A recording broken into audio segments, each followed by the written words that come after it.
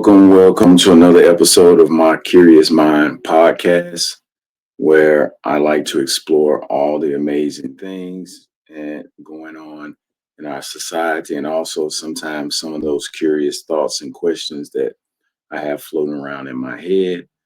Um, I want to give a shout out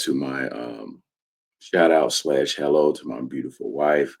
Um, Hopefully, after I record this episode, she'll get a chance to watch it.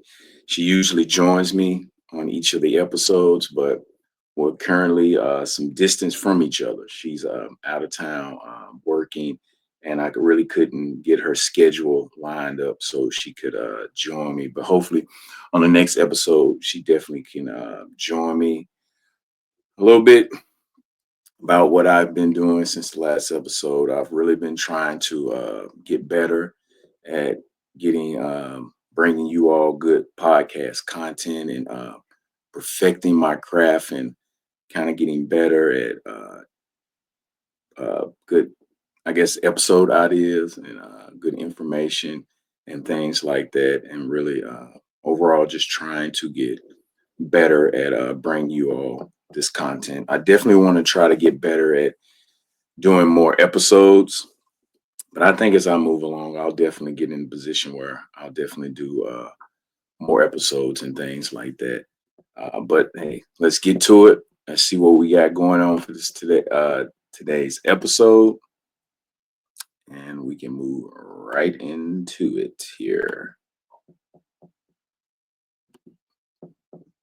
All right, so today's episode, we're gonna kind of first look at the DC tragedy. Secondly, the DeepSeek AI technology out of China. Then we're going to talk about trans service members. We got some more Diddy victims that have come out, and also the Popeyes and Don Julio collaboration. I had to say that again because my daughters often joke with me about how I say the name Popeyes, and so hopefully I said it right. And lastly, this last story is something that kind of broke last night. And we'll get into it. The Luka blockbuster trade in the NBA. So let's get right to it. So first of all, the DC tragedy. Give me a second here, trying to get my other device powered back up. I guess it powered down on me. But first and foremost, my thoughts and my prayers go out to the victims' family members. This was a tragedy. Uh, Loss of life is always bad. Um, I think we're all impacted by this event, whether you're a the member of the uh, family member of family member of one of the victims. Sorry about that. On the flight or the helicopter, or you're just like me. You're people at home. You're watching this on the news, and you're seeing it. It's definitely impact. I think it definitely impacts everyone. We all travel. I myself have been on a lot of flights over the years. I've never been on a helicopter, but it's something that you kind of think about. You know, usually when a tragedy like this breaks, I admit I really shut off from the news because it's very difficult. You know, hearing bad things like this, it never makes you feel good. In the past, when different world events, whether they're in the U.S. or overseas, things of this nature, a tragedy. Like I said earlier, I just stopped watching the news. And if my wife was here on the podcast today, she'll tell you that I am a big news person. It doesn't matter which network it is. Uh, Probably my favorite is just world news. Sometimes I do watch political news, but there was a point in time, definitely when we first got married, I would always record the world news. And later on that evening, uh, before I went to sleep, I would watch the replay of the world news. I pretty much did that 5 days a week. And on Sunday mornings, I would get up and watch CBS Sunday Morning. I definitely like news events, but This DC tragedy, it definitely shook me. Um, like I said, it makes you think about, your travel and the things that you do on a daily basis. And again, my heart and my prayers go out to the family members of this unfortunate tragedy that did happen in DC. So you had 64 people aboard a commercial airline died on Wednesday after it rolled, after it collided with a military helicopter midair near the Reagan, Washington National Airport. Both the American jet and the Army Black Hawk helicopter uh, landed in the Potomac River after the crash. So on the Black Hawk helicopter, you had three individuals on that particular aircraft. I mean, on that helicopter, you had 64 people, including the pilots, the flight attendants, and the people flying on that plane. And it was a tragic event, and there was also, no survivors. So it was definitely a difficult thing. Like I said earlier, I pretty much right there wanted to turn the news off and not really want to watch it. I think I watched this one more than normal because in the past I just wouldn't really watch. It's a bad thing. I just hope moving forward, um, we definitely can learn something from why this event happened, and we can put some safety measures or some things in place so that we can avoid events like this because the United States is just like a lot of places around the world. Around the world, there is a lot of air travel, a lot of people traveling domestically and internationally. So we definitely have to learn something from these tragic events. It's sad when there's a loss of life, um, and really hard to move on. And so again, my prayers and my thoughts go out to the family members that lost someone in this difficult tragedy. All right, so the next topic I kind of want to get into is something that is very interesting. It really caught the business world um, and just set the national stage and pretty much triggered a lot of things this past week when the Chinese AI company introduced their DeepSeek technology. So if you haven't been following it, DeepSeek is similar to our Chat GPT we have here in the United States and other AI technologies. What made this interesting is that the Chinese company that created this is alleging that they pretty much did this with a $6 million budget. And if you follow anything here about AI and various AI technologies and companies, you know that $6 million is a lot of money. But in the world of AI technology, that's just not a lot of money. And the fact that this Chinese company was able to create something similar to Chat GPT with only $6 million definitely left a lot of heads spinning um, in the AI community, and a lot of people trying to figure out how did they do it. Prior to this um, app being released on the Apple App Store, I believe Chat GPT was the number one app. This right away replaced Chat GPT as the number one app when it was released this past week. So the Chinese artificial intelligence assistant from DeepSeek is holding its own against all major players in the field, having dethroned Chat GPT to become number one in the Apple App Store this past week. In a hands-on test Tuesday, NBC News found that DeepSeek presents a friendly, helpful demeanor and is capable of highly sophisticated reasoning until it flounders when it faces a subject it appears unable to speak freely about. So basically, they did like a study, and if you've ever played with Chat GPT or any type of AI technology, uh, you kind of play around with it and you asked it random questions and information and stuff you're trying to give it to give you. And on this particular trial, when they were messing with the DeepSeek AI, they asked it questions. I think there's a video, and I'm kind of going to paraphrase, basically where they asked the DeepSeek AI to say hello in Taiwanese.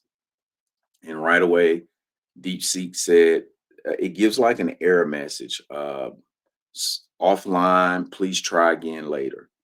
But right away, when this particular person from NBC was, they asked, say hello in another language, like English or something. Excuse me. It said hello in English. It put it up on the screen. Um, I think there were reports like when you ask questions about how much freedom do people in China have? It gave that same error message. Can't give an answer offline. Please try again later. So clearly there are some I guess some glitches, as my daughter would say, some issues with the technology. But I think it's interesting that they were able to, if it's reported correctly. I guess you gotta treat that with the level of skepticism. Uh, if they actually did create this with $6 million, and if that is true, then there are probably a lot of AI companies here in the United States scrambling and trying to figure out how did they do that. And if I think I'm remembering correctly, it did impact ChatGPT stock and other AI company stock at the time when it's released.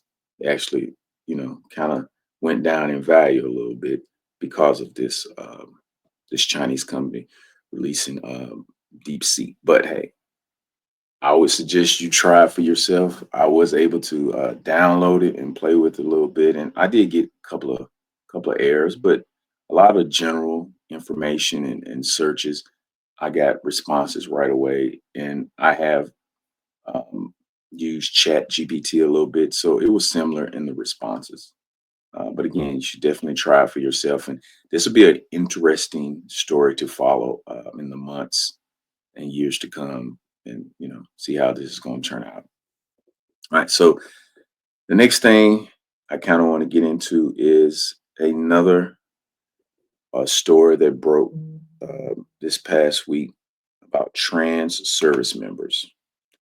And if you've been following things in the Trump administration, right away, um, when Trump was sworn in, I believe on January the 20th, he signed a long list of executive orders. And one of the executive orders was to stop DEI. And also, I think within DEI, I believe something about uh, basically blocking transgender individuals' right to serve and participate in the military. So on NBC News, there's an article. It talks about trans service members say they want to fight for their country, not their jobs. Uh, I believe the transgender rights it's a unique story or situation here in America. I think most people here in America consider themselves either religious or spiritual in some form or nature. You look at most of the major religions, for the most part, that are here in America are generally sell themselves as being loving and caring and kind and respectful and peaceful. But I often struggle with how here in the United States we sometimes demonize people uh, for kind of being different, and their being different doesn't harm other people. Whether you think transgender people are strange or odd, or you really don't understand it, or let's say you do understand it, let's say you are empathetic, let's say you are in that community, we can we should all be able to agree and say that a person being transgender doesn't negatively impact my life. It doesn't hurt me, even though I don't agree with it. I personally don't know what makes a person want to uh, switch genders. Um, I'm no psychologist, I'm no science. I don't have the type of background, but I'm not threatened by a person uh, that is in that community. I feel that we definitely here in America need to take a strong look at if an individual is willing to participate in our armed forces, they're willing to meet the standards, or they can meet the standards, whether it's mentally and physically, and they have a specific skill set that is beneficial to that branch of the armed forces, and they're willing to sacrifice, do that job, and put their life on the line. I think we should give those individuals a fair shake and let them do those jobs that they're wanting to do. Now, just I think also we should compare them and treat them like anyone else. If you can't perform that job, then you shouldn't be allowed to do that particular job in the military or any other branch in the armed forces. But it's going to be interesting to see with this new administration how those individuals that are doing military service, because under the Biden and Obama administration, those individuals uh, were being allowed to join the military. So it'll be interesting to follow this to kind of see what's going to happen. Are they going to be forced uh, to resign, or what's going to happen with their military careers? All right, let's go on to the next story that I'm pretty sure you all have been following. And I think a couple of podcast episodes, my wife and I, we kind of talked. I think the first New Year's episode we had of the new year, we talked about some big stories from 2024, and Diddy was one of those big stories when all the allegations came out and his subsequent arrest, where he's still in jail awaiting trial. And one of the things I foreshadowed along with my wife is that there will be more charges and more indictments and more victims and more stories to come out. And here we are, just starting the second month, 2 days into the second month of 2025. And we have some more stuff to leak. So prosecutors add two more alleged victims to the Sean Diddy Combs federal indictment.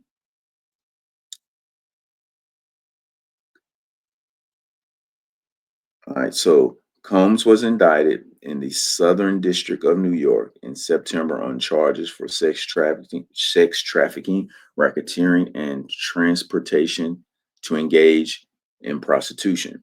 The new indictment does add charges to his case, but adds two more victims to the charges of transportation to engage in prostitution. According to the new filings, Combs used force, threats of force, and coercion to cause victims, including but not limited to three female victims, to engage in commercial sex acts. Among the new items in the superseding indictments include an allegation that Combs dangled a victim over an apartment balcony. It said prosecutors also expanded the timeline and details regarding the alleged methods in which Combs committed the crimes he's charged with. While the first indictment said The period of alleged racketeering conspiracy dates back to 2008. The new filing said it dates back 4 years earlier.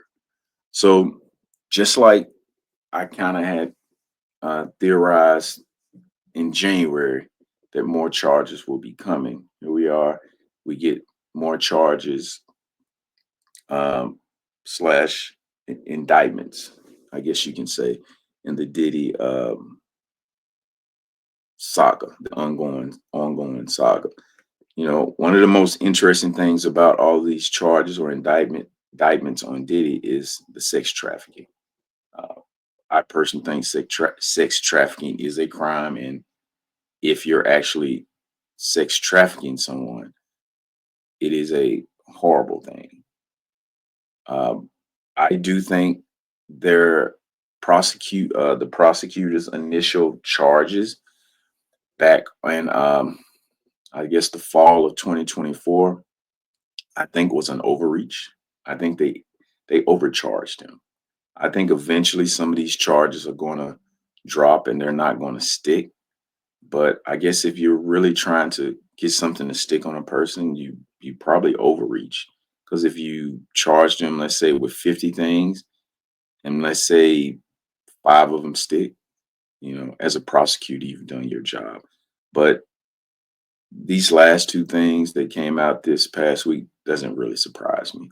Like I said back in January, you're probably going to see more stuff come out. You're going to see more famous people linked to this. Tony Busby, a lawyer, a Houston-based law firm, has taken a lot of these civil cases. I think some maybe a month or two back, uh, they brought a civil case against Jay-Z and another unnamed female that was in the room at the time, alleging that Jay-Z, along with this unnamed female and Sean P. Diddy Combs, raped this young lady. So it's just more to come and more to look out for. All right, so our next story in the news this week is the Popeyes and Don Julio collaboration. I personally had no clue that this was coming. I just happened to be on Facebook, I believe Thursday or Friday, um, and I saw this particular food um, YouTuber that I kind of follow. I think he's based out of Philadelphia or maybe New York. He had video up of himself at a Popeyes a Popeyes chicken place in Philadelphia, I believe, and the long line of people waiting to get this new menu item at the restaurant. And I think he said it took him like an hour and a half to get this new Don Julio chicken sandwich along with these chicken wings. And people were even selling their meals for $50 for people that did not want to stand in line. But this particular food YouTuber bought the meal. He ate it. He said it was amazing. Um, and I did a little research and found out that the Don Julio collaboration with Popeyes is only in a handful of cities. Uh, it's only going to be in, let's see, New York, and particularly the Popeyes, the Popeyes chicken place in Times Square. I have to laugh because every time I say that word, I think back to my daughters, my two beautiful daughters, always trying to correct me and say, "Daddy, you're saying the word wrong." Um, so actually going to be there's actually two locations for a limited time that will have this collaboration. One in Times Square in New York, and the other one on Madison Square. You're also going to have one location in Miami, New Orleans, which it makes sense for New Orleans to have a location, and also the two Super Bowl cities. Philadelphia will have one location, and Kansas City will have one location. This collaboration will run up until I think February the 9th, I believe, or as long as supplies last. And they've collaborated with Don Julio on a chicken sandwich flavored with the tequila, and also a slaw that they put on the chicken sandwich that has some Don Julio tequila in it. And also they have some breaded, kind of like seasoned, like fried wings that are flavored with Don Julio tequila. So if you're watching this podcast and you live in any of those cities, or you're going to be visiting those cities here pretty soon, you may want to try it out and see how you like it. So it brings us to our last name, the Luka blockbuster trade. So if you follow sports, or let's say you don't follow sports, you definitely have heard of this trade. This is something that broke yesterday evening. Uh, what's amazing is that the Lakers played a primetime evening game in Madison Square Garden, which is by all measures or all people considered the mecca of NBA basketball. Like, it's one of the top venues to play in. It's probably the most iconic um, NBA stadium. I guess you probably can put it up there as number one because it still has the same name pretty much. It didn't really change. Sometimes stadiums names change with naming rights and things. They mess around with the names. Because I guess at one point in time, you can say the LA Coliseum um, or the Forum, or you can even say the Boston Garden. I guess it's still called Boston Garden, but I think it has a naming rights. It could be TD Ameritrade that's on it. But to be honest, it's Madison Square Garden is number one when it comes to NBA arenas. But the Lakers played a primetime game. They played really well.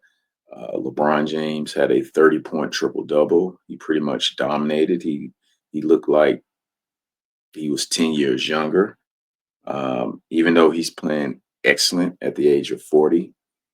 They beat a really good Knicks team in their home building. And in doing this, it seems like this trade was happening in the background or had already pretty much been executed.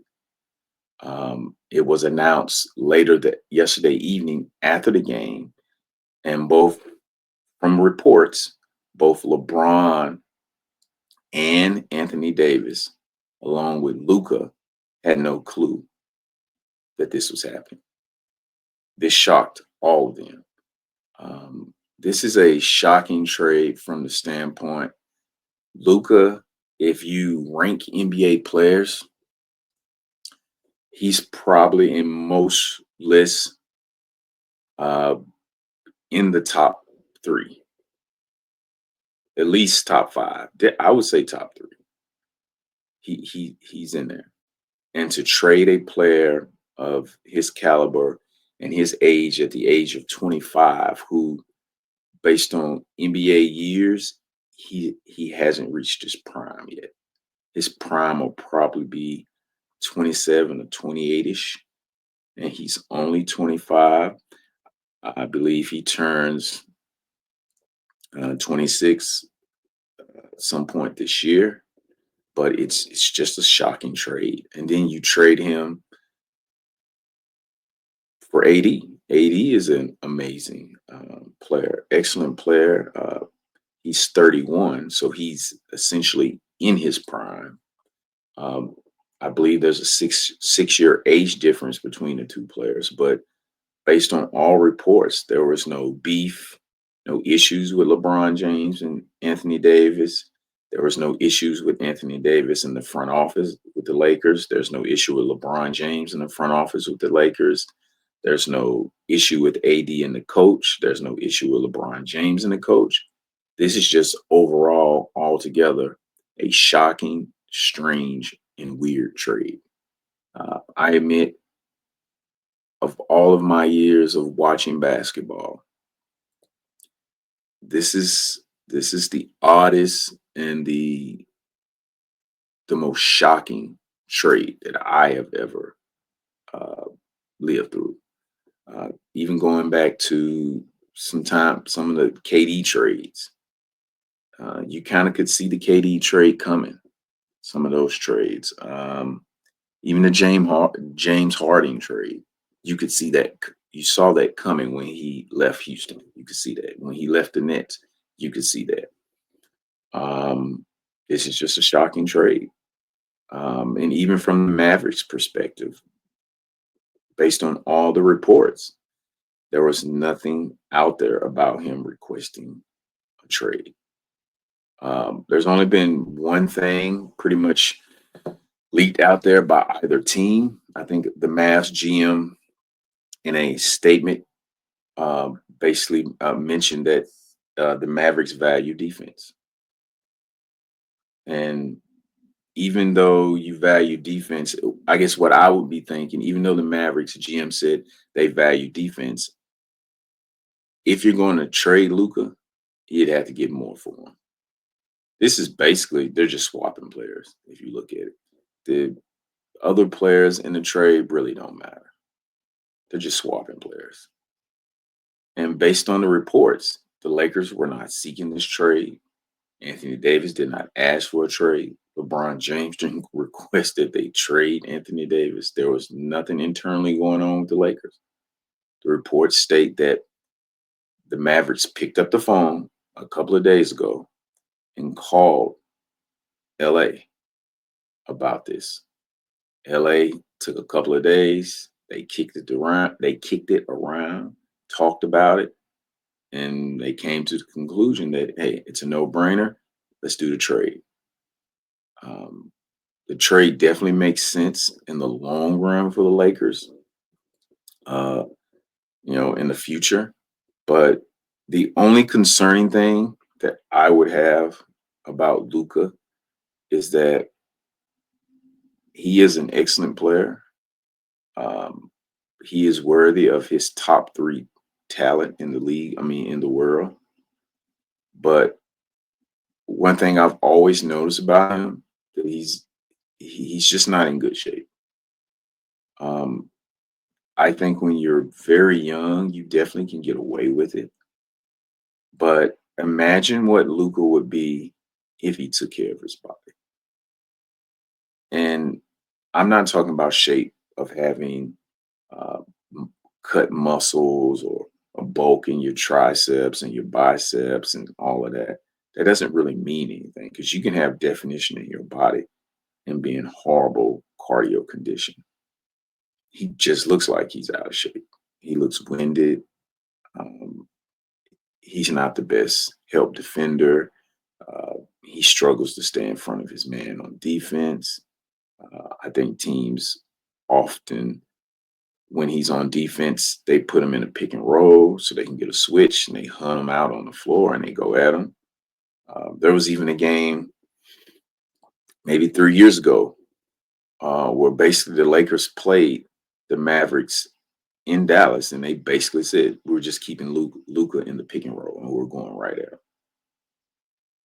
him. So it makes you wonder, like I said earlier, what really happened with him in Dallas? Because based on the reports, he did not ask to be traded.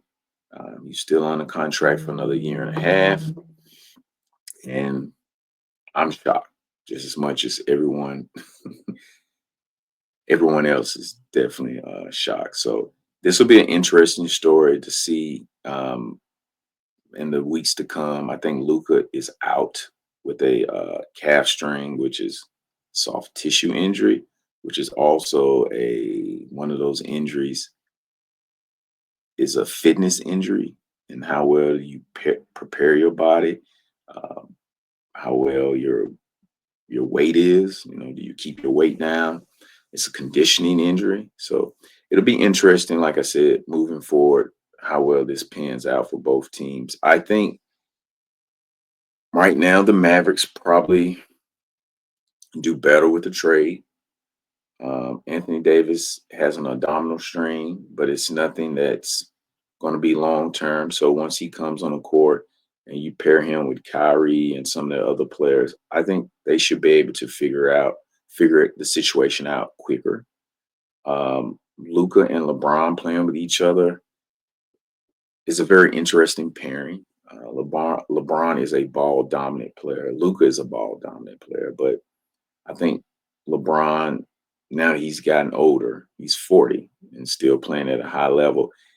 He definitely probably wants to get off the ball more, and maybe not have to carry that load or that burden. And Luka definitely allows him to do that.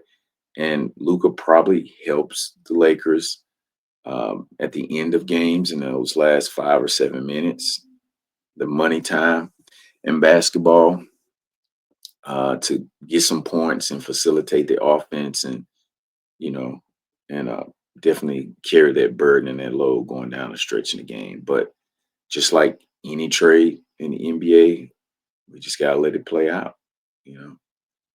So if you like this podcast and you like the content that I'm providing, please subscribe, share with a friend.